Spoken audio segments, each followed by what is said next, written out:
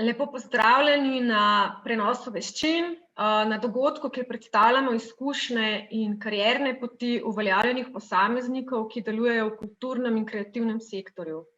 Spodbujamo izmenjavo znanj ter omogočamo pogled v globalno dogajanje v posameznem kreativnem sektorju.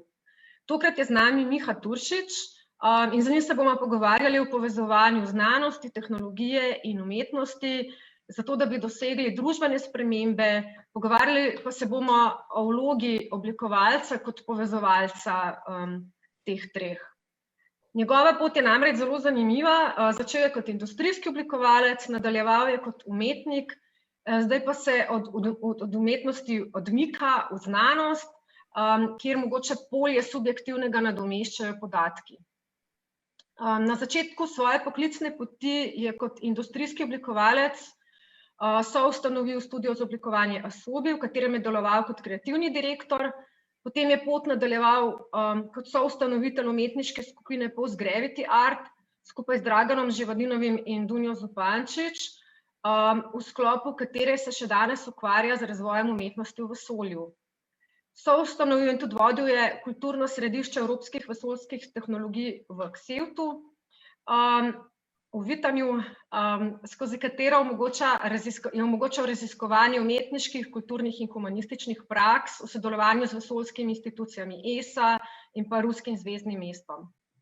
Zadnja leta deluje na Nizozemskem, v Wax Societyju, kjer vodi Open Space Lab ter razvija nove interdisciplinarne raziskovalne in razvojne metode. Interdisciplinarno povezovanje področij znanosti, tehnologije in umetnosti ima velik potencial za inovacije, ki bodo potrebne za socialne, okoljske in gospodarske izzive bližnje prihodnosti. Kaj torej pomeni soustvarjanje prihodnosti na praktičen način in kakšne so te nove interdisciplinarne raziskovalne in razvojne metode? To nam bo danes predstavil Miha. Prosim, pozdravljen. Živjo. Ja, v bistvu je najboljše, da v prvi fazi bi najprej pokazal par zadev, tako malo poti, kako so se stvari razvijale. V drugi fazi bova pa tudi z Miko se raj malo pogovorila, plus pač ful bi bilo dobro kakšno vprašanje, da je zadeva pač čim bolj interaktivna, ne pa da imamo nek monolog, recimo. Mogoče dodam to, da lahko vprašanja zastavljate kar na Facebooku ali pa pač kjerkoli že ste in jih bomo poiskali. Tako da samo zastavljate nam vprašanja na stream in jih bom zastavila Miha to potem kasneje. Okej, sorry. Ja, kadarkoli. Ja, kot rečeno, pač moja pot je pač nekako šla od oblikovanja v umetnost, v raziskave in razvoj in v bistvu se nekako vedno bolj prepleta eno z drugim. Čisto res začela se je v Arxlu. Skratka, mislim, da je bilo, niti še nisem zaključil srednje šole, sva šla s sošolcem, ko sva slišala za Arxel Tribe, kjer imajo pač te najsodobnejše računalnike, najsodobnejšo vizualizacijsko tehnologijo v tistem času. In sem v bistvu, mislim, da tam delal tako, poleg študija dobrih 5 let. In čisto za okus, pač recimo, kaj je nastajalo v tistem času, je recimo bil, mislim, ena od stvari, poleg recimo neke vizualizacije ljubljanske obvoznice, ki je takrat še ni bilo, poleg nekega oglaševanja, sem se predvsem pač na mizo dobil naloge teh umetniških projektov. Eden od njih je recimo bil videospot za skupino Laibach, The Final Countdown. Sam občutek malo.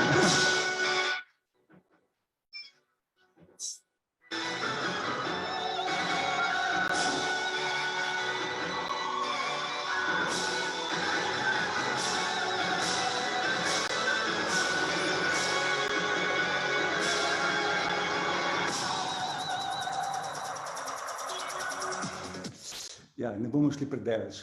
Skratka, mislim, da je bil to nek tak čas optimizma, vsi smo gledali nekako v neko prihodnost, novih tehnologij, novih možnosti in pač predvsem v sklopu študija v tistem času pri profesor Mehtigu, mislim, da smo bili kar ena fajn skupinca, ki pa smo takoj po, praktično še preden smo vsi zaključili študijem, začeli s študijem Asobi.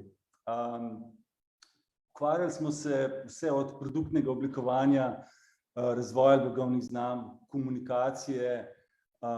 Začeli smo pa praktično tako, da smo šli v tovarne, rekli smo, lejte, to so nas naučili, to znamo, in mi bi to radi delali, dajte nam pač neke projekte. In tako se je pač začelo vse od nekih kolb, potem mislim, da je bil kovina plastika, lož, kar se je pač naprej razvil, recimo v oblikovanje snowboardov, smuči za elan, in pa recimo nekih malo kompleksnejših projektov, kot je bil za Armal, kjer smo razvijali in blagovno znamko in produkte, tržne raziskave, skratka pač za cel trg Jugoslavije. In mislim, da nekako na višku je Asobi imel tako več kot 20-člansko ekipo, kar je pač za tisti čas, mislim, da je bil kar nek dosežek, presežek. Nažalost pa seveda pač grejo zadeve svojo pot, tako da to, kar se mi je nekako zgodilo v tej oblikovalski poti, jo pač na nek način imenujem napaka. To je bil projekt iLounge, kjer smo sodelovali predvsem Janez Mesarič, Marko Škrlavaj in pa seveda Gorazd Malačič. Pač izziv je bil predvsem, pač moj osebni izziv je bil narediti pač nek ikoničen objekt. Kot Asobi smo se ukvarjali predvsem z storitvami za industrijo, hkrati pač stalno gojili željo po nekem lastnem izrazu. In v tem kontekstu sem pač jaz imel nekako to željo narediti nek ikonični objekt, ponavadi je to stol, in bolj konkreten izziv je bil pač stol za breztežnost. Seveda je ta želja ostala nerealizirana, predvsem zato, ker v breztežnosti stola ne potrebuješ. In pač postavili se je cel kup nekih vprašanj, kako to, da neka stroka, kot je oblikovanje, pač 100 let stara stroka, ne more odgovoriti na ta problem ikoničnega kulturnega objekta v kontekstu breztežnosti. Skratka, kar naenkrat stol ni več potreben. Pač rezultat tega izziva nekako je bil projekt iLounge, ki smo ga predstavili v Londonu, mislim, da leta 2005. Tako čisto anekdotično, mislim, da smo ga delali do zadnjega trenutka. To pomeni, da ko je bila zadeva tapecirana, smo jo dali na prikolico in sva z Janezom Mesaričem dobesedno 24 ur vozila v London, prišla direktna otvoritev, kjer se je v bistvu otvoritev že začela, in smo potem to zadevo s pomočjo obiskovalcev tovorili, postavili in nekako postavili na ogled. Pač nekako s tem projektom se je tudi moje sodelovanje počasi v Asobi začelo končevati, ker sem pač nekako šel naprej v umetnost. Pač vsa ta vprašanja okrog tega stola so bila pač malo preveč provokativna in prva naslednja izziv, ki se je tle v bistvu pojavil, je bil Herman Potočnik Nordung. Z Živadinovim, z Draganom so pač imeli nepar poti in v bistvu muzej Hermana Oberta v Feuchtu v Nemčiji. Obiskala sva, mislim, da ni bila rojstna hiša, ampak v bistvu hiša Cirkovskega v Kalugi v Rusiji, skratka, kjer sva spoznavala vse te zgodovinske okvirje pionirjev ukvarjanja z vesoljem, in skozi vse te poti je postalo jasno, da je pač Herman Potočnik Nordung velika zgodba. Mislim, da leta 2005 ali so 2004 smo imeli na ZRC SAZU-ju neko predstavitev, predavanje, kjer sem pač objavil, da je Herman Potočnik Nordung največja slovenska blagovna znamka, skratka nekaj, kar lahko Slovenija kot država pač promovira in se skozi to zgodbo vzpostavlja. Pač skozi to se je potem rodilo spominsko središče Hermana Potočnika Nordunga v Vitanju, Ksevt in vse ostalo. Iz zgodbe post-gravity arta bi mogoče izluščil predvsem nek format, ki smo ga realizirali v New Yorku, v Ljubljani in v Moskvi. To je bil 50-urni performance, kjer smo dejansko 50 ur v kosu procesirali pač umetnost, pač naš 50-letni projekt. O tem v tej predstavitvi ne bi preveč. Šlo se predvsem za to, da v teh 50 urah predstaviš 50, mislim, je pač predvsem Dragan predaval in pa manifestiral teh 50 historičnih referenc, ki so vplivale na našo umetnost. In to istočasno pač manifestirali skozi vizualne kose, skozi pač gledališko formo, glasbo, in mislim, da sem takrat prvič in zadnjič v življenju bil 70 ur v kosu po konci, da smo pač zmanifestirali te projekte. Zdaj pač predvsem skozi te projekte sem nekako tudi tako počasi prehajal iz vloge umetnika, pač od začetka sem delal kot umetnik, kot oblikovalec, ki dela za umetnika oziroma z umetnikom, počasi začel proizvajati umetniške kose, ki so sami na sebi bili pač umetnine, ne pa več oblikovalski kosi. En od lepših izzivov, ki smo se ga lotili skupaj z Živadinovim, je tudi tržaški konstruktivistični ambient, v sodelovanju seveda z Moderno galerijo, z Janezom Vrečkom, z ostalimi strokovnjaki avantgarde, s Krečičem recimo. In skozi ta projekt mi je v bistvu zelo prav prišlo to znanje iz Arksla, skratka ta računalniška vizualizacija, likovna izobrazba, čeprav v likovni teoriji nisem hodil na akademiji, nekako sem jo prešprical, ampak nekako je vseeno bil dosežek, da smo uspeli pač rekonstruirati ta tržaški konstruktivistični ambient do te točke, da ko je Krečič prinesel eno od slik, ki je v bistvu edini original, ostanek iz originalnega ambienta in postavil na mesto, kjer je bil originalno postavljen, dejansko pasal noter tako do centimetra. To je pač nekako bil dokaz, da smo naredili maksimalno točno umetnostno zgodovinsko interpretacijo, vsaj za nas dosti ključnega umetniškega kosa slovenske umetnosti. Zdaj od zgodbe Ksevta bi izpostavil predvsem projekt z doktorjem Antonom Mavretičem. Tone je bil eden ključnih vesoljskih inženirjev, znanstvenikov.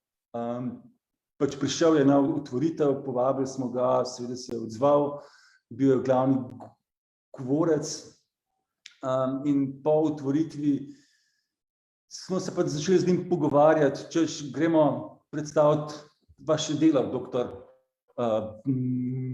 Mavretič. In je pač rekel, da v bistvu ta inštrument, ki ga je razvil za Voyagerja, PLS, da dejansko ga imajo na MIT-ju razstavljenega, skratka v inštitutu, in da, kakor on ve, se ga ravno nekako seli iz inštituta v MIT muzej, tako da bom preveril, če bi se dali to razstaviti. Pač tekom razvoja dogodkov nam je dejansko uspel z muzejem se dogovoriti za to možnost. Vključili so se vsi od nas do State Departmenta, ker pač ta inštrument je dejansko bil še vedno pod neko patentno zaščito ZDA in načeloma ne bi smel potovati iz Amerike. Ključno pa je, vsaj za mene osebno, bilo pri tem kosu, da je, ne samo, da je to inštrument, ki je na Voyagerju oziroma na obeh Voyagerjih, ki sta recimo v tem trenutku edina dva od človeka izdelana objekta, ki sta izven našega osončja, in vsaj en še vedno dela in so še vedno z njim v kontaktu. Poleg vsega tega je objekt blazno lep. Skratka, objekt, pač, ker je rezultat nekega mišljenja, seveda, je fascinantne oblike, fascinantnega izgleda in kot tako v bistvu tudi ta pristop, da razstavimo inštrument, je bil dosti unikaten, kot so nam razlagali tudi v MIT muzeju. Poleg tega se nam je zdelo ključno predstaviti še celotno ekipo, ki je sodelovala pri tem delu. Zato smo z Mauretičem posneli tudi film, ki je pač skupaj z RTV Slovenija, ker se gre dejansko za eno večjih zgodb Slovenije. Skratka, osebe, ki je rojena v Sloveniji, gre v Ameriko in tam razvije pač nekaj, kar je danes dela izven našega osončja, 40 let po izstrelitvi. Skratka, tako velika zgodba, ki je bila pač vredna za povedati, hkrati pa ne samo pač v tem kontekstu kulturalizacije znanosti, smo videli tudi potrebo potem, da razvijemo diskurs oziroma vprašanje umetnosti v globini vesolja. Skratka, sploh še govorimo o znanosti, umetnosti, kulturi, ko smo izven našega osončja. O čem sploh govorimo? Kakšna so vprašanja, kakšna so razumevanja? In zato smo pač z parimi kolegi, predvsem kolegicami, razvili z Majo Murnik in Špelo Petrič in tudi Slavkom Glamočaninom, razvili umetniški kos, ki pač preizprašuje nastajanje umetnosti izven našega osončja. Skratka, ne zgolj pošiljanje sporočil v globino vesolja, ampak ali lahko umetnost nastaja izven našega osončja, tam, kjer praktično ni več človeka, je pa recimo človeška tehnologija. In med drugim je bil pač ta članek o tem predstavljen tudi na SETI-ju, mislim, da je bilo to leta 2013-14 nekako. Tako da v bistvu smo uspeli ta diskurs pripeljati nekako do svetovnih inštitucij. Zdaj, zadnji večji projekt Ksevta je pač bila predstavitev Potočnika v Benetkah na Beneškem bienalu. Pač Rem Koolhaas je imel nekak koncept takrat predstaviti osnovne elemente arhitekture, kjer smo pač, ko sem to prebral, sem rekel, super, pač Potočnik je o tem razmišljal v svoji knjigi, v kontekstu pač vesoljske postaje, ukvarjal se z okni, vrati, stenami, tlemi v vesolju. In nekako je bil pač ta predlog sprejet. In v tem kontekstu pač smo pač predstavili Potočnika, ne zgolj Potočnika, ampak tudi vesoljsko arhitekturo kot arhitekturo. Ker se vesoljska arhitektura redko obravnava kot ena od arhitekture, nekako se smatra za preveč inženirsko in premalo arhitekturno oziroma socialno premišljeno, recimo. Zdaj, ključno, recimo, v tej predstavitvi je bilo to, da smo, recimo, predstavili paviljon iz galerije AA, ali še en A, ne vem točno, v Arzenale, skratka pač na malo bolj osrednjo lokacijo, da smo izvedli del produkcije na mednarodni vesoljski postaji, skratka pač v teh letih sodelovanja z ruskimi kozmonavti smo pač razvili toliko dobre stike, očitno, da ko smo jih prosili, če lahko preberejo par odstavkov iz Potočnikove knjige, so se pač odzvali, rekli, no, pa dajmo. In smo dejansko dobili par posnetkov dveh kozmonavtov, Kotova in Režanskega, ki prebirata Potočnikov tekst na mednarodni vesoljski postaji. Tako da v bistvu na ta način če smo začeli z Potočnikom tam leta 2004, v teh 10 letih smo ga pripeljali na mednarodno vesoljsko postajo in pa recimo v Benetke kot nek ikono slovenske kulture, lahko rečem. Zdaj, tukaj se pot pač nadaljuje,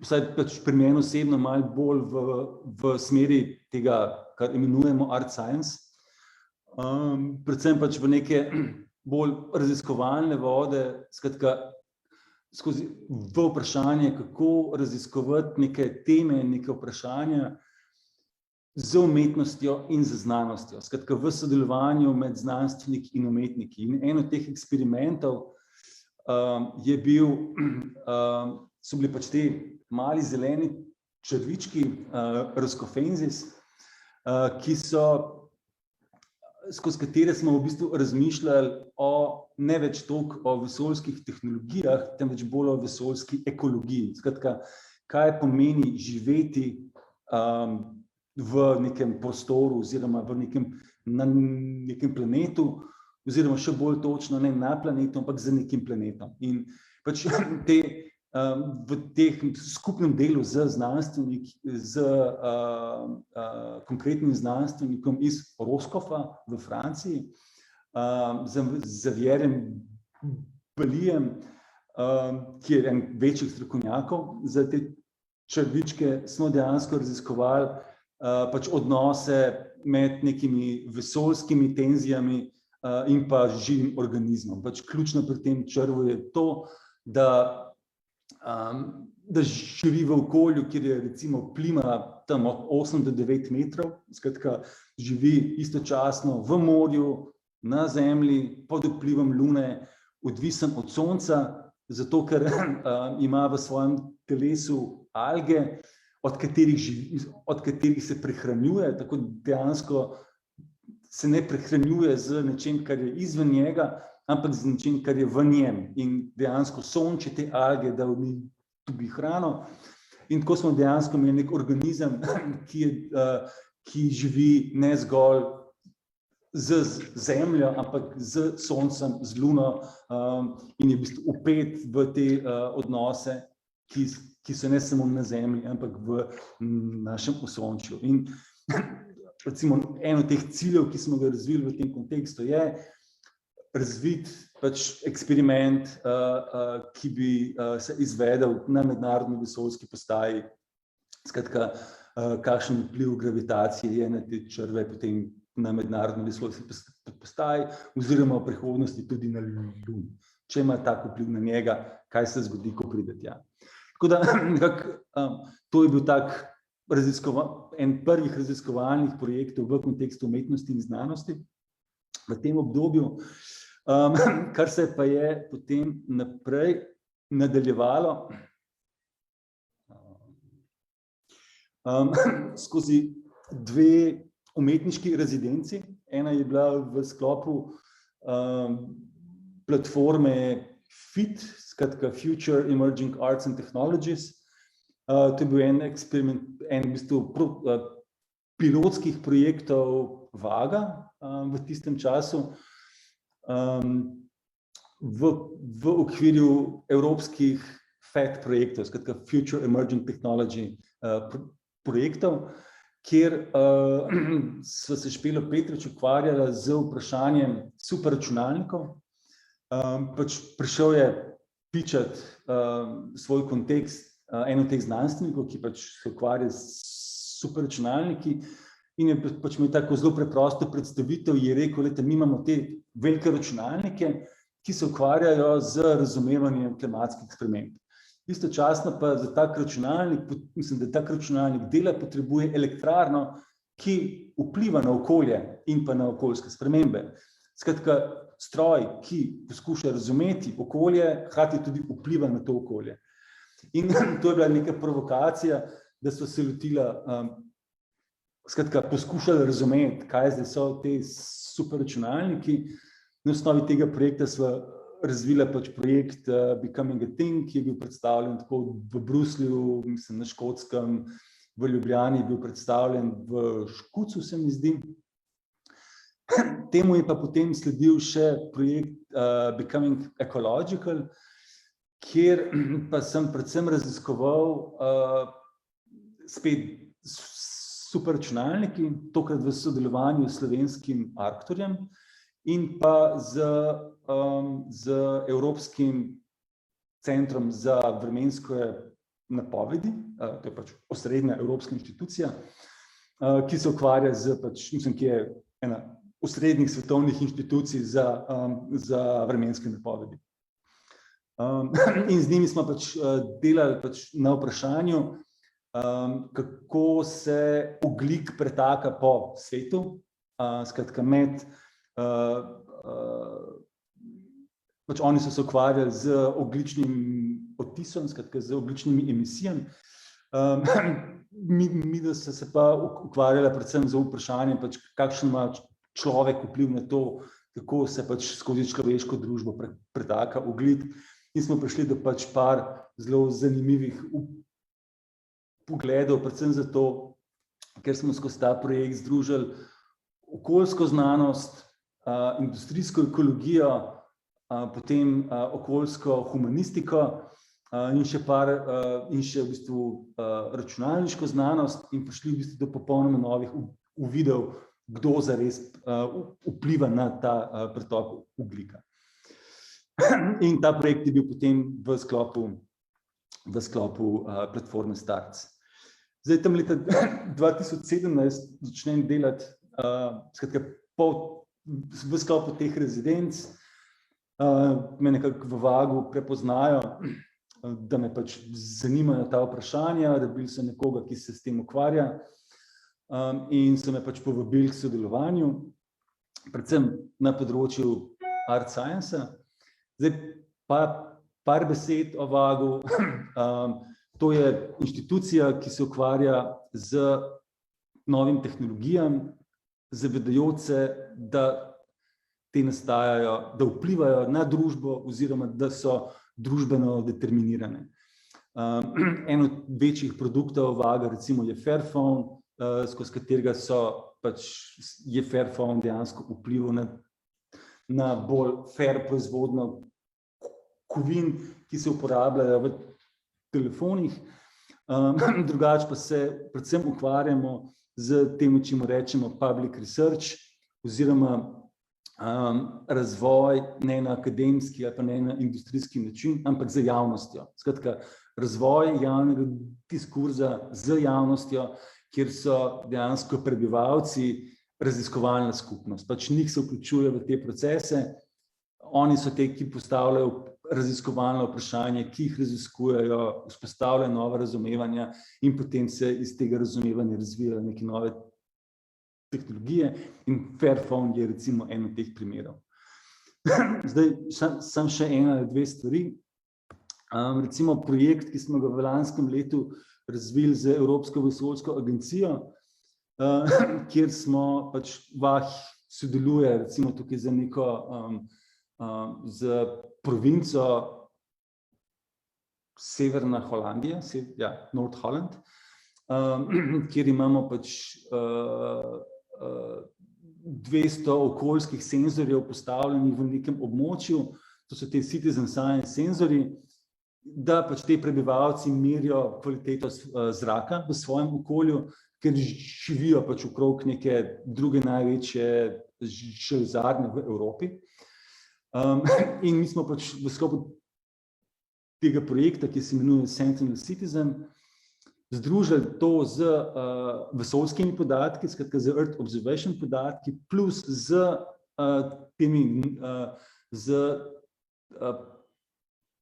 podatki od centra, tega Evropskega centra za napoved vremena, ki pa imajo recimo napoved za kvaliteto zraka tja par dni naprej, ampak na dosti majhni resoluciji. Ko smo združili te 3 različne podatke, smo naredili neko zelo lokalno napoved kvalitete zraka, kjer se recimo za danes, to so pač prav današnji podatki, vidi, da bo recimo po noči, čeprav vidim pač nek pik emisij, kar je pač odvisno predvsem od vremena, in na ta način smo tem prebivalcem omogočili, da se jih pač politično opolnomoči, da oni dejansko lahko rečejo, glejte, obstaja velika verjetnost višjega onesnaženja zraka, a lahko vi mogoče malo reducirate vaše emisije. Skratka, do tega še ni prišlo, da bi oni pač to orodje začeli uporabljati.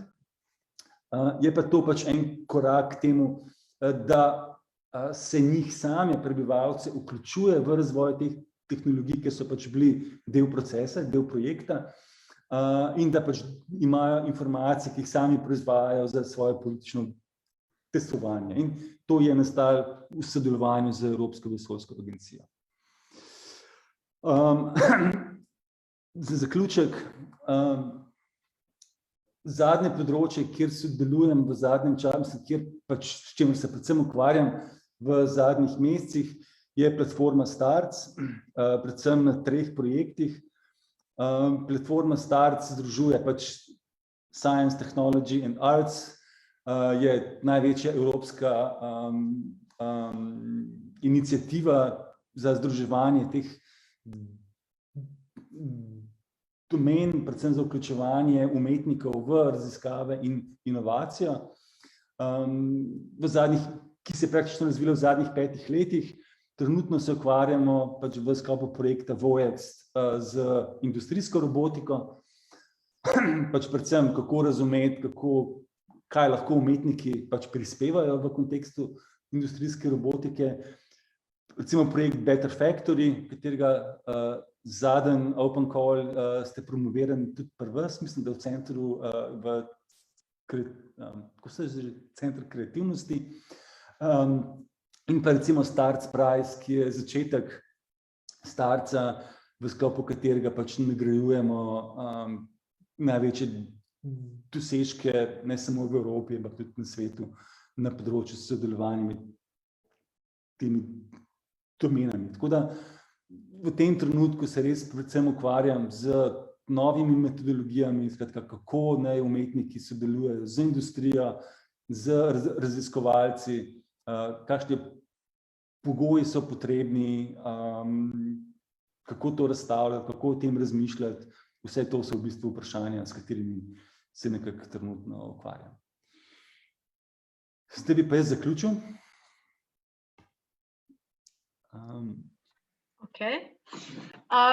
Mogoče se kar tukaj ustava, prav na tem vprašanju, kaj lahko umetniki prispevajo v industrijo, na kakšen način lahko umetniki sploh delujejo pač v neki industriji. Kaj ste do zdaj in kakšna je tvoja vloga pri temu?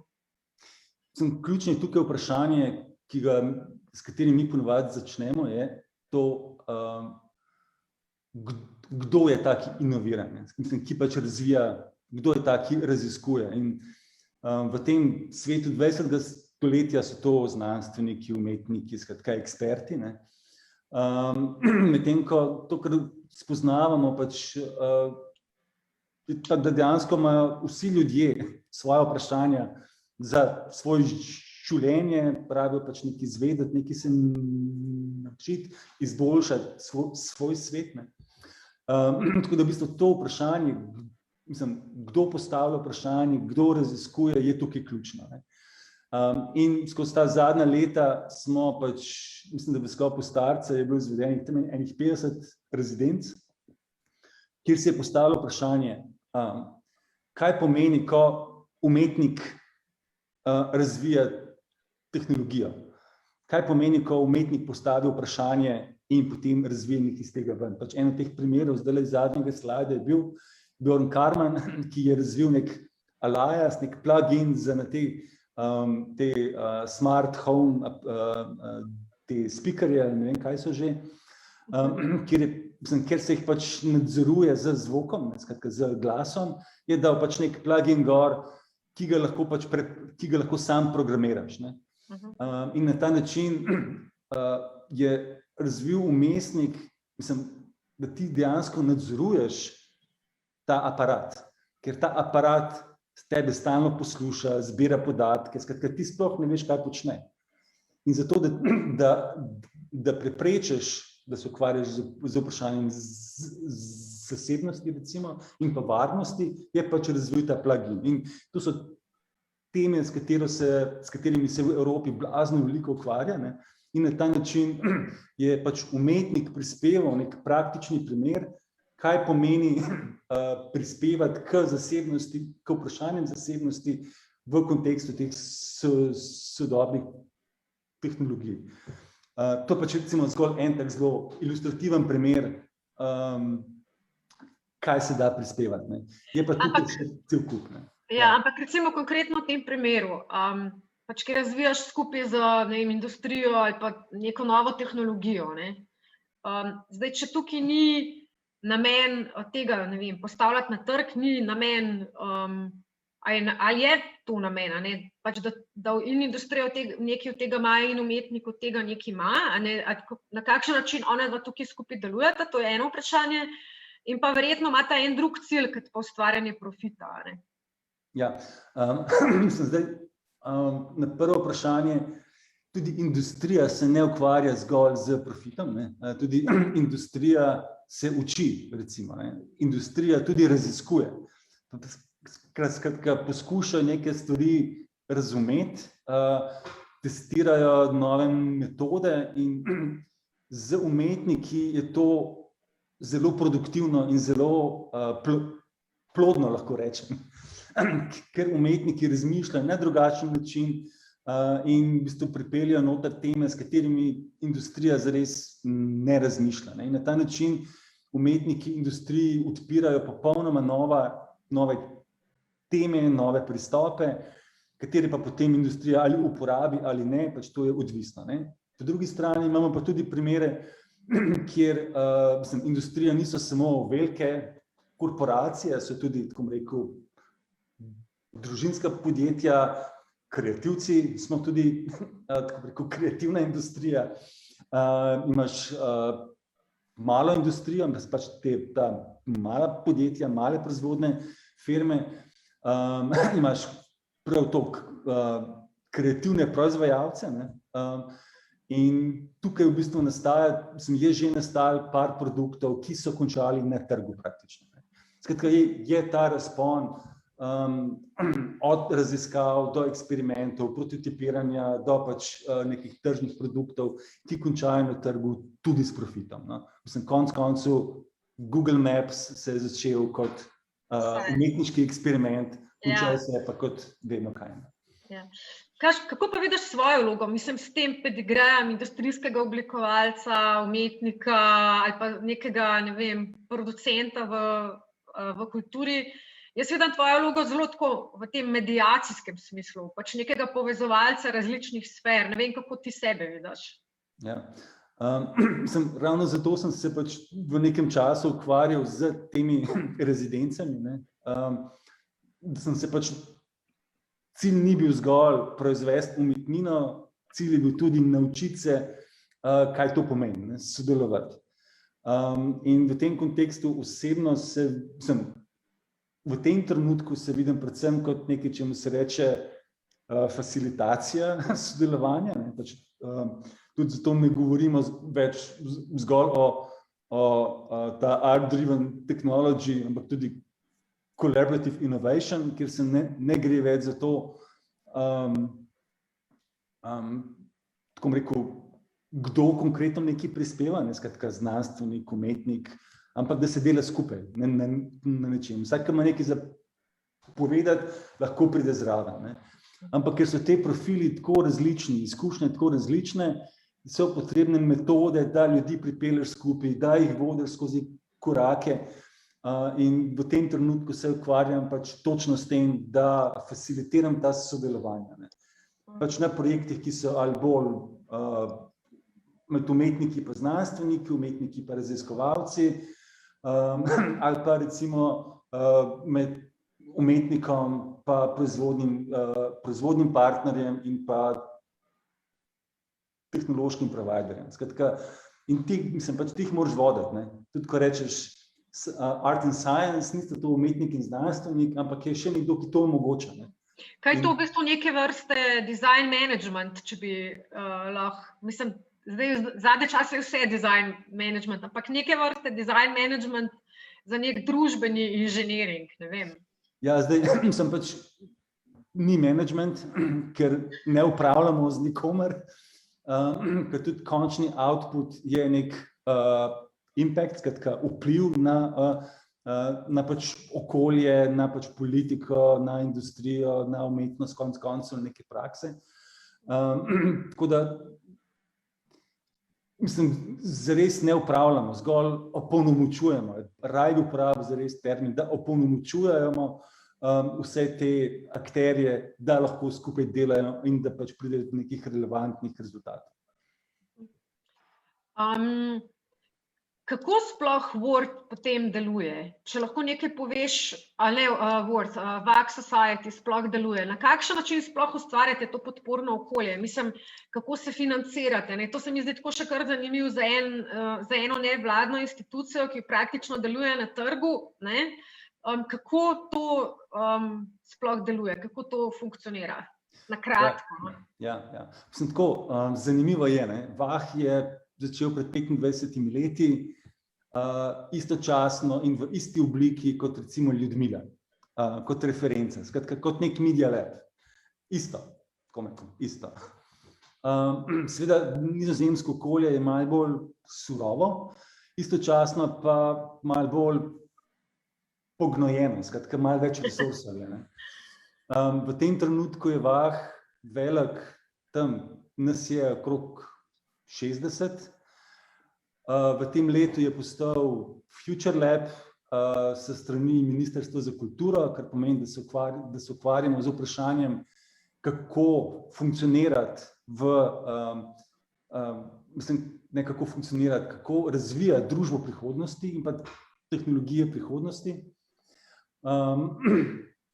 Razdeljeni smo pač v par raziskovalnih skupin, mislim, za osnovo smo raziskovalna inštitucija, nismo, tako bom rekel, produkcijska hiša, nismo kulturna inštitucija, nismo pač raziskovalna inštitucija, ampak delamo z pač prebivalstvom kot raziskovalno skupnostjo, razdeljeni v pač par raziskovalnih skupin. Jaz osebno sem v skupini, ki se reče Make, skratka ukvarjamo se z izdelovanjem v vseh možnih kontekstih, vse od kinetskega materiala do tekstila, do pač industrije, pač kakršnekoli, robotike recimo. Potem je še pač neka skupina, ki se ukvarja z izobraževanjem, skupina, ki se ukvarja z kodom, z digitalno kulturo in pa skupina, ki se ukvarja z healthcare, skratka z zdravstvom recimo. Financiramo se, pač Vah je šel skozi vse družbene obrate, reze in tako dalje. Pač ko se je pred, mislim, da 10 leti zgodil en večjih rezov na Nizozemskem, ko so izgubili strukturna sredstva, so šli recimo v Evropo, recimo, po evropska sredstva, ne. Zdaj, ko smo pač postali Future Lab, smo spet dobili malo več nacionalnih strukturnih sredstev. Tako da v tem trenutku mislim, da je pač nekako tako tretjina evropskih sredstev, tretjina nacionalnih strukturnih, tretjina pa nacionalnih projektov. Skratka, tako kot so evropski projekti, so pač nacionalni projekti. In ključna je tukaj ta formula prepleta različnih virov, ne? Da nisi ti odvisen od enega vira, ampak da imaš pač čim več različnih virov, ker potem tudi v bistvu neke rezultate prenašaš iz evropskega v nacionalni kontekst, plus neke nacionalne case, ki se jih zelo lokalno razvija, prinašaš kot primere v Evropo, ne? Ker pač tudi Evropa to išče, ne? Tako da se gre za totalen preplet med nacionalnim in pa evropskim. Monika Cvetkov je rekla, da ste katalizator inovacij, ne? Da je to verjetno ta vloga vaha in tudi tvoja, ne? Mogoče. Ampak ja, vsem vah verjetno ne vzame glih vsazga, ki pride mem, ne? Pa predlaga neko idejo, ne? Verjetno obstaja tudi nek sistem, kako ta civilna družba ali pa kako vi povabite, pa kako pridobivate projekte, v katere potem povabite to civilno družbo. Na kakšen način to poteka? Na kakšen način prepoznate projekte, ki bodo imeli največji impact v bistvu na družbo? V bistvu same teme razvijamo skupaj z ljudmi. Skratka, dejansko, mislim tako, izhodišče ni profit, ne? Izhodišče je izboljšati družbo. Zato začneš z tem, kaj ljudi skrbi, kakšne imajo probleme, kakšne so urgence. In se z njimi pogovarjaš o tem. Skratka, organiziramo delavnice, posvete na razne teme in se pogovarjamo pa zdaj, kvaliteta zraka, v redu, kakšni so problemi, iz kje izhaja, kako to rešiti, povabiš zraven pač inštitucije od provinc, mesta, nacionalnih regulatorjev, gremo se skupaj pogovarjati, kje je problem, kaj se da rešiti, na kakšne načine. Razvijamo pač skupaj tehnologijo, najprej na nivoju DIY-ja, senzorčki se jih plasira, zdaj delamo že skupaj z industrijo, neko boljšo verzijo senzorjev in pač zadeva recimo prerašča iz nekega pilotskega projekta v nek nacionalni projekt. Plus pač te tehnologije, ki jih razvijamo, se jih potem uporablja tudi na evropskih projektih, oziroma tudi ostali evropskih projekti potem uporabljajo recimo naše tehnologije. Tako da v bistvu se to, mislim, vse je blazno vključujoče. Mi nismo te, ki bi, ko se temu že reče, ki bi pač vedeli, kaj je prav in kaj je najboljše, ne? Mi zgolj znamo facilitirati vse te akterje skupaj, da se skupaj pride do neke rešitve, da pač potem so vsi zadovoljni, ker so vsi bili del procesa konec koncev, ne. Tako bom rekel, od države, mesta, znanstvenikov do prebivalcev praktično, ne. Je pa to delno ta nizozemska kultura, oziroma še posebej amsterdamska kultura, ker je to mesto, ki je v bistvu, mislim, da ena redkih, če ne celo edina prestolnica na svetu, kjer je parlament v Hagu, ne. Skratka, prebivalci vladajo v svojem mestu, ga ni vladarja, ne. In na ta način je Bah del mestne infrastrukture za opolnomočevanje, za pač razvoj novega konec koncev. Tako da ja, vse je skozi vključevanje, to je pač glavna metoda. Ampak verjetno temu tudi neka industrija prepozna neko kvaliteto, da to podpira, ne? Verjetno tudi te industrialci ali pa kdorkoli podjetja, ki se v to vključujejo, verjetno gre tudi za neko zavedanje, da bojo nekaj od tega researcha imeli ali pa da bojo nekaj od te inovacije tudi pač potegnili. Ne samo mislim, na več načinov, da se bojo nekaj naučili iz te izkušnje, no? Kakor jaz Nizozemce poznam, vedno pač najdejo neko korist. Mislim, se je dosti preprost, ne. Pač te prebivalci so tudi lastniki industrije, ne. So tudi podjetniki, ampak imajo pač to drugo kulturo, ne. Skratka, oni se ukvarjajo z trajnostnimi rešitvami v firmah, kjer jim ni cilj trajnostna rešitev, ampak jo integrirajo oziroma jo iščejo, jo razvijajo, kjer je to odgovorno do okolja, ne. Skratka, imamo zdaj primer nekega proizvajalca opreme za prodajalne, pa za za Horeko recimo, ne, skratka pač mizarska delavnica, zelo velika. Ne. Horeka je, sam še to razložimo, Horeka je gostinstvo. Gostinstvo, ja, se pravičem.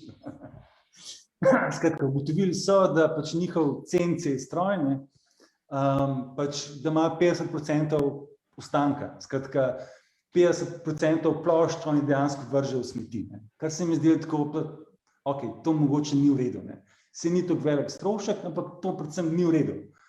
In zdaj v bistvu skupaj z njimi razvijamo platformo, da se ta prazen prostor na teh ploščah odda drugim, ki potrebujejo nekaj za izrezkati. Ampak to ni samo platforma, ki jo bojo oni uporabljali, ampak tudi njihova konkurenca. Skratka, vsi skupaj bojo dali na razpolago neizkoriščeno kapaciteto, da pač potem oblikovalci, pač te razni izvajalci lahko nekaj pač te kose si izfrezajo ven in jih uporabijo za svoje zadeve. Skratka, ne gre se za nek ekonomski vpliv, ker pač strošek odpadka ni tako velik, je pa ozaveščenje, kar se tiče okolja. To so primeri, recimo. Upam, da naj gleda kakšen Inoxar tam iz okolice Grosupla, ne, hecam se.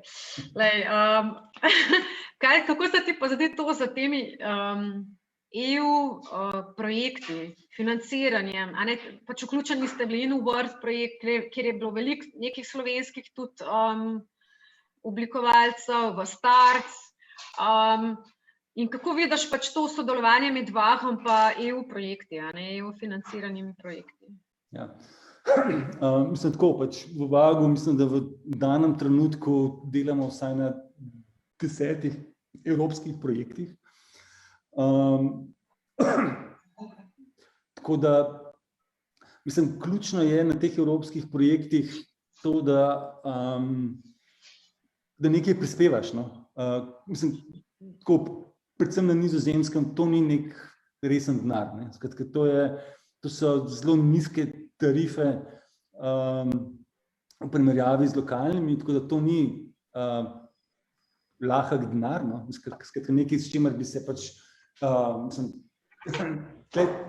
ne gre se za denar, gre se dejansko za to, da skozi te projekte dobiš priložnost, da delaš s partnerji po celi Evropi in da v primerjavi z njimi in v sodelovanju z njimi razvijaš pač neke rešitve, ki jih nekako pilotsko razvijaš, testiraš lokalno, primerjaš, kako pač nastajajo zadeve drugje, razvijaš neke skupne metode, ki jih potem uporabljaš pač v nadaljnjih projektih. Recimo, zdaj imamo konkretno pač nek projekt,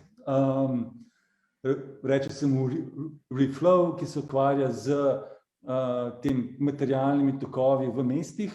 Mi se ukvarjamo s tekstilom, v Parizu se ukvarjajo z odpadki, skratka ostanki od sejmov, recimo, in pač se sprašuje, pač, kaj narediti s temi odpadki, mi se ukvarjamo, kaj narediti s tekstilom, in potem v sodelovanju z mestom, z industrijo razvijamo pač neko posamezno rešitev oziroma razumevanje. In potem teh 5-6 mest cele Evrope primerja med sabo, kaj funkcionira in kaj ne, in iz tega se pač nekaj naučiš, razvijaš novo metodo, ki jo potem uporabljaš na novih projektih. In konec koncev to Evropa išče. Skratka, nove rešitve za nove aplikacije, ene so pač bolj industrijske, ene so bolj družbene, ene so bolj aplicirane na nivoju mest, ene na nivoju pač, ja, odvisno. Kakšni so ti izzivi za prihodnost? Kaj čaka v bistvu, kaj so ti izzivi za evropsko, ne vem, družbo prihodnosti? Okay, nekaj sva že naštela, te trajnostni pristopi k izdelovanju. Kaj zate zasebnost, vprašanje zasebnosti, kaj še je tisto, kar misliš, da se bomo mogli, s kakšnimi vprašanji se bomo ukvarjali? Ja, pa sej, mislim, ravno zdaj z tem Horizon Europe, pač z novim frameworkom, ki prihaja ven te dni, se v bistvu, mislim tako, jaz seznam 100 izzivov, no, tako dobesedno, pač ta strategija je zelo dolga, je zelo obširna, izzivi so vsi noter,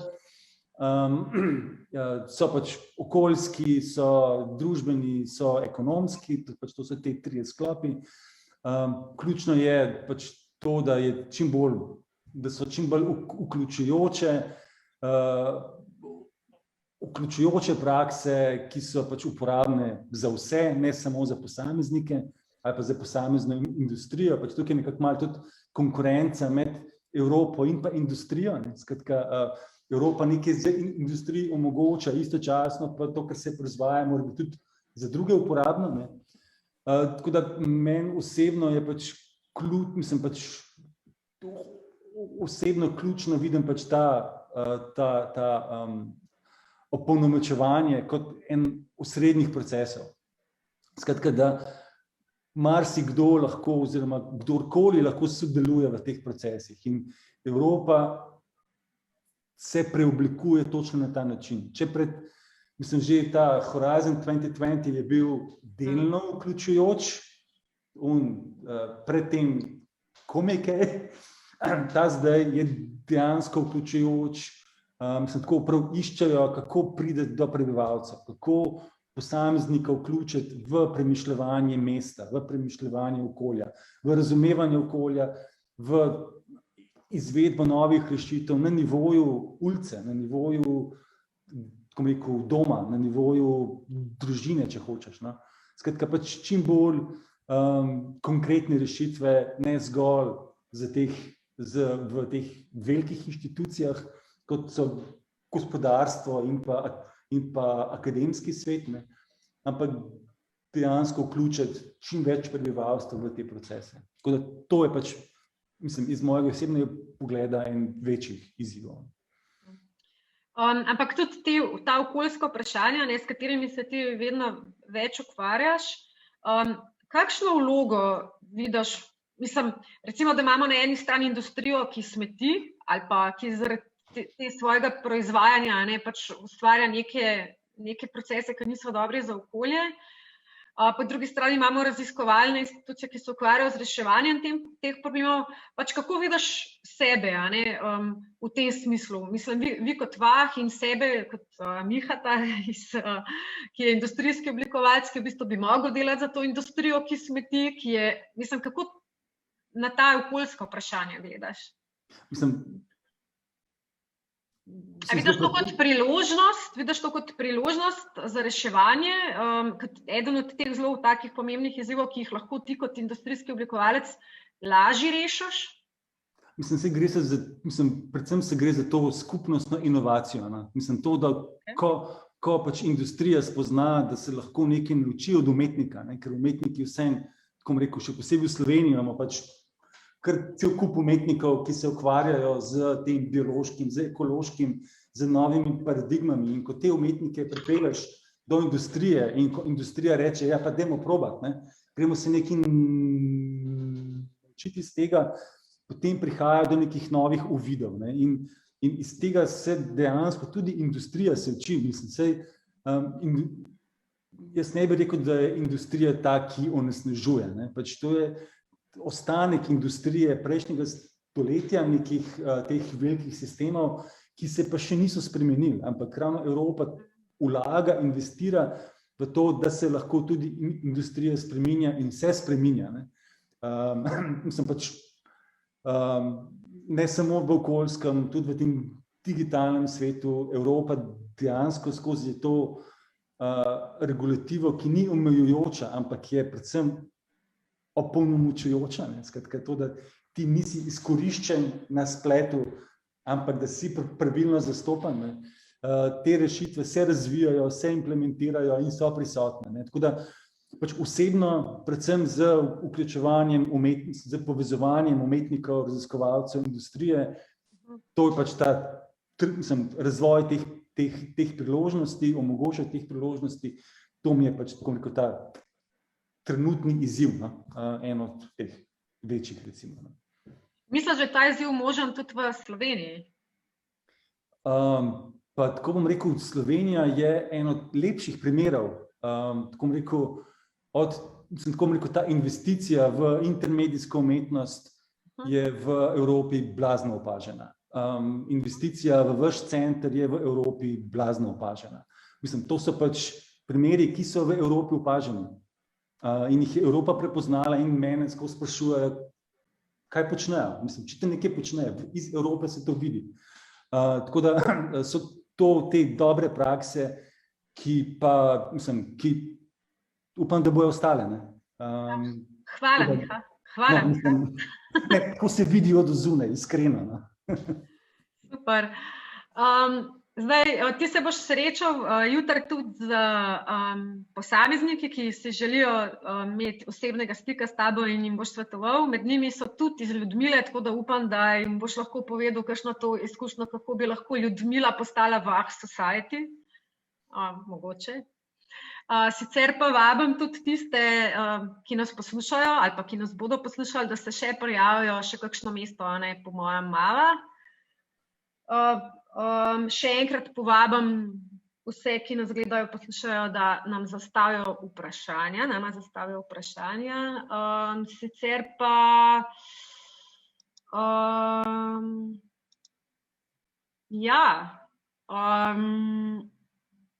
zanimivo je meni tudi to, ta tvoja ALUO izkušnja, iz ALUO-ja, iz tega kako bi rekla, gnezda profesorja Mehtiga je prišlo kar nekaj zanimivih oblikovalcev.